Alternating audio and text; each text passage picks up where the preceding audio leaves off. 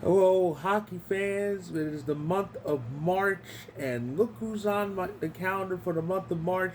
The best player in the league, Nathan. Bah, kidding. But yeah, we all know what March means. It is the last full month of the regular season, and it begins the final 47 days of the season. The regular season ends on April 16th, and it's gonna be wild and it's gonna be crazy. But let's not waste time. Let's take a look at the playoff picture at this point. In the Eastern Conference, in the Atlantic Division, you have Tampa Bay leading with 80 points, but look who's in second place, folks. The Buffalo Sabres.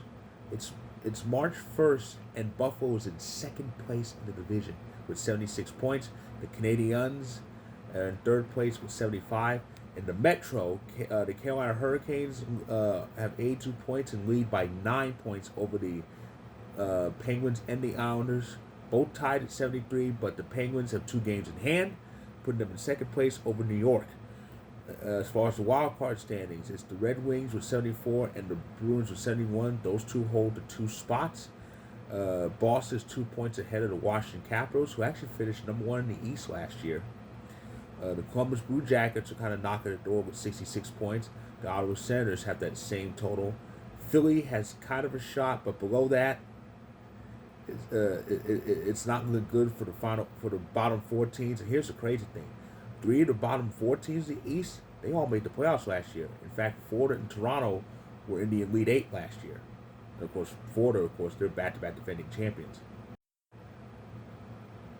In the Western Conference, the Central Division, the Avalanche are the overall number 1 right now with 87 points, but we only have a 6-point lead in the division.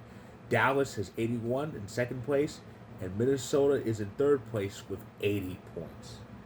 In the Pacific, it's a little bit rough.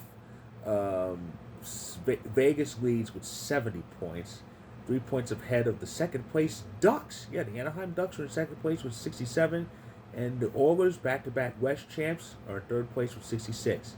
In the wild card standings, the Utah Mammoth hold the number 1 wild card spot with 66 points, and it's the Seattle Kraken at wild card 2 with 65. And behind the line, you have the Predators, Kings, and Sharks all in good position, all with good chances. But below that, it's not so much. So those are the standings. And now let's talk about the teams that are in the hunt bit by bit, beginning with the Atlantic's top 3.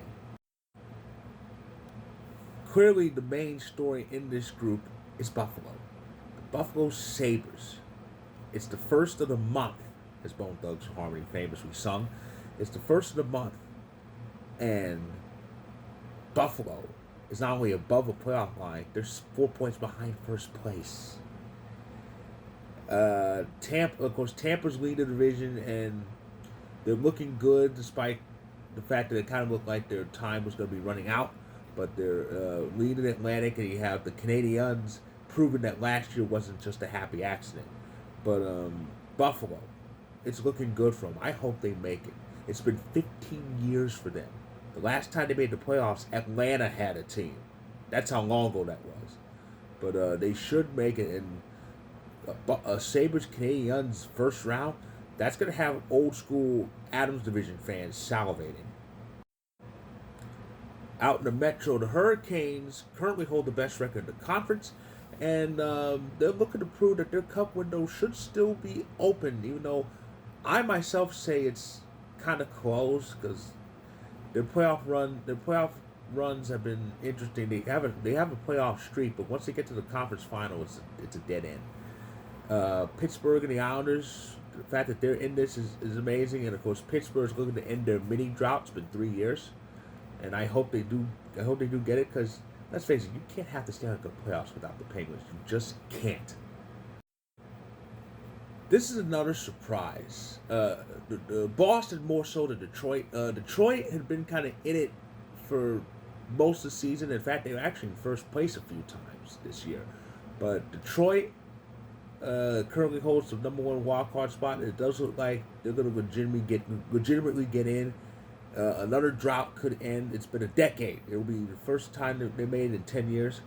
As for Boston, remember last year they were in the doldrums. They were not doing well, and they actually dealt Marchand away to Florida to do him a favor, and now here it is a year later, and they're above the playoff line, barely, but they are. We'll see how it goes for them, but it should be very interesting for the Bruins and the Red Wings the rest of the way. Oh, good God.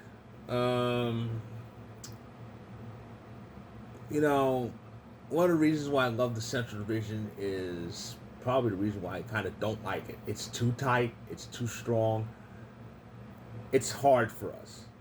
We have the best record in the league. We were the last team to lose 10 regulation games.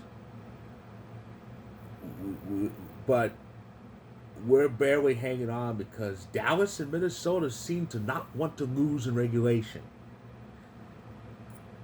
It's March 1st, and the Central right now is the only division where each of the top three has 80 points, at least 80 points.